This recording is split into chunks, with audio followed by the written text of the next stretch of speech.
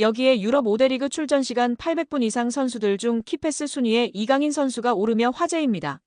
무려 2위입니다.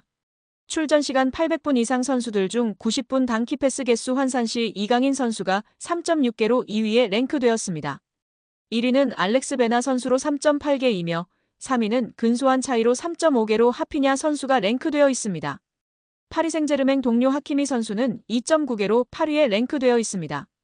파리 생제르맹의 다른 공격수와 미드필더 모두 10위권에 랭크된 선수가 없습니다. 창조적이며 공격적인 키패스를 넣어주는 선수는 이강인 선수가 단연 으뜸이라는 사실이 증명되고 있으며 오히려 동료 선수들이 받아먹어줬다면 이강인 선수의 도움 공격 포인트가 지금보다 훨씬 높았을 것입니다. 여기에 패스마스터 윤정환 감독이 이강인 선수를 어떻게 생각하는지 이야기한 내용이 재조명되고 있습니다. 이강인 선수는 현대 축구에서 부족한 플레이메이커들을 대체하며 독특한 선수로 주목받고 있다고 생각합니다. 대표팀 경기에서 그를 처음 봤을 때 그의 훌륭한 플레이에 감탄하며 놀랐습니다. 이강인 선수는 어려운 패스를 손쉽게 주어 경기를 컨트롤하며 멋진 플레이를 보여줬습니다. 패스를 통해 득점 기회를 만들고 그의 패스에는 강력한 임팩트가 있다고 생각합니다.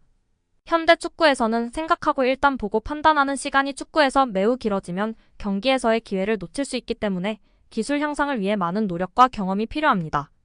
현대 축구는 빌드업을 중요시하여 매우 안정적인 축구를 하기 때문에 도전적인 플레이를 제한할 수 있는 경향이 있습니다.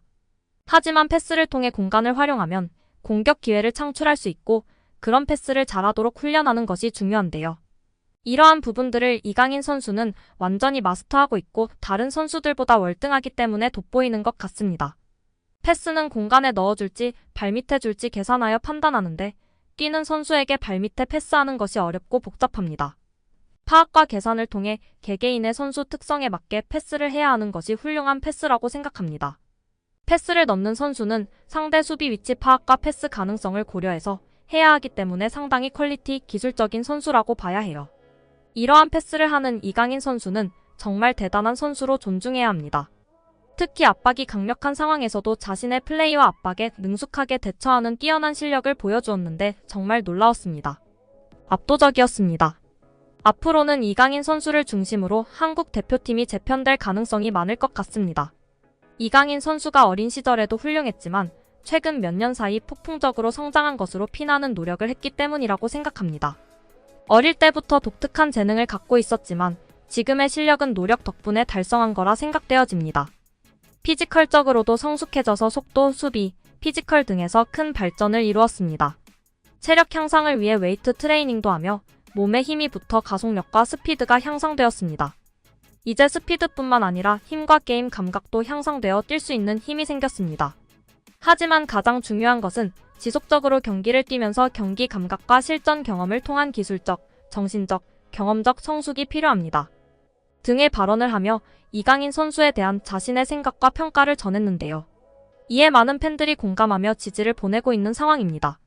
정말 우리 이강인 선수는 현대 축구에서의 독특한 플레이로 차별화되어 있다는 생각입니다.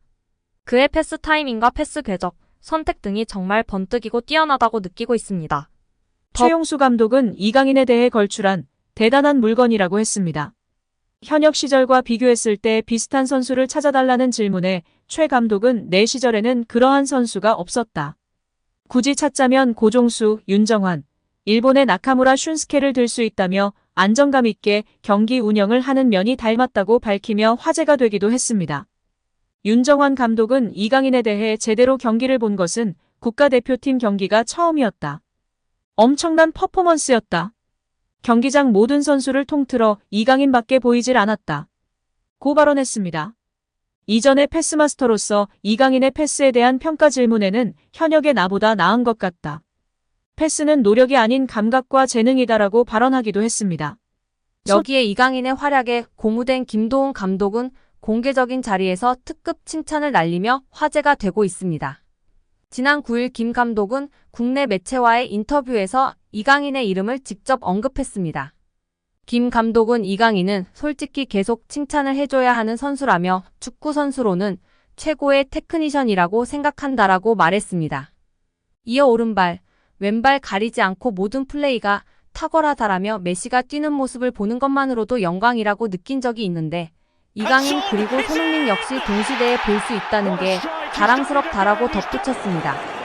그러면서 이강인이 마음적으로 힘든 부분이 많았기에 우리가 그를 보호하고 보듬어줘야 한다라고 강조하며 팬들의 공감과 지지를 받고 있습니다. 여기에 최근 볼만찬 기자들 유튜브 채널에서 한국 축구의 레전드 고정훈 김포 감독님의 극찬이 화제가 되고 있습니다. 손흥민 선수는 말할 것도 없이 최고다.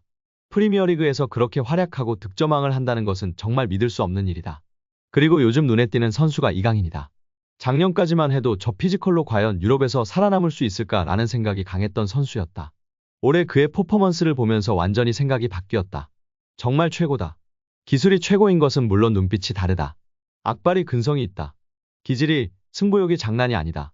저런 모습을 특히 배우라고 선수들에게도 이야기하고 있다. 기술이 최고인 것뿐 아니라 악발이 근성으로 뛰는 모습이 있기 때문에 어린 시절부터 그런 모습이 보였었다. 그러니 살아남는 것이고 최고가 되는 것이다. 앞으로도 더 좋은 모습을 보여줄 이강인 선수이다. 라며 극찬했습니다. 옆에 있던 축구 전문 기자들도 레알과의 경기에서도 주눅들지 않고 자신의 퍼포먼스를 보여주고 라모스에게도 강하게 태클하는 등 승부욕과 감독님이 말한 근성, 기질이 보였던 것이 정말 대단한 것 같다. 레전드분들이 다들 이강인을 언급하고 극찬하고 있다며 동조하였습니다. 이강인은 여전히 선발과 벤치를 오가고 있습니다. 이번 시즌 리그 개막전에 선발 출전하여 골을 넣었고 2라운드에서도 득점에 성공했으나 출전 시간은 일정치 않았습니다. 루이스 엘리케 감독은 좌우 윙어의 브래들리 바르콜라, 덴벨레를 선호했습니다. 이강인은 가짜 9번 역할을 부여받기도 했습니다.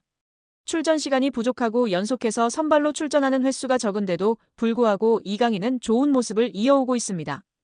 이강인은 이번 모나코전 도움으로 6골 2도움, 총 8개의 공격 포인트를 기록하게 됐습니다. PSG에서 공동 3위의 수치인데요. 바르콜라, 덴벨레가 12개의 공격 포인트로 공동 1위, 이강인과 주앙 네베스가 3위인 상황입니다. 찬스 메이킹 쪽에서도 이강인은 상위권이었습니다. 축구 통계 매체 데이터풋은 모나코전 이후 이번 시즌 PSG에서 가장 확실한 기회를 창출한 선수들 순위다. 오타가 계산한 이 수치는 팀 동료의 마무리에 따라 달라지는 도움 횟수보다 더 밀접한 관련이 있습니다. 확실한 기회를 만들어내는 수치라 볼 수 있다라며 PSG 선수들 순위를 전했습니다. 1위는 아슈라프 하키미로 14회 창출이었고 이강인이 11회 창출로 2위에 올랐습니다. 단순한 수치로 보더라도 이강인의 찬스 메이킹 능력은 팀 내 최고 수준인데요. 이번 시즌 빅찬스 생성 순위에서 이강인은 9회로 덴벨레와 함께 2위입니다. 기회 창출 횟수도 35회로 하키미와 함께 공동 2위인 것입니다. 무엇보다도 이강인이 하키미, 덴벨레 등보다도 적게 뛰고도 이런 능력을 보여준다는 것이 무척이나 대단한 상황임을 알 수 있습니다.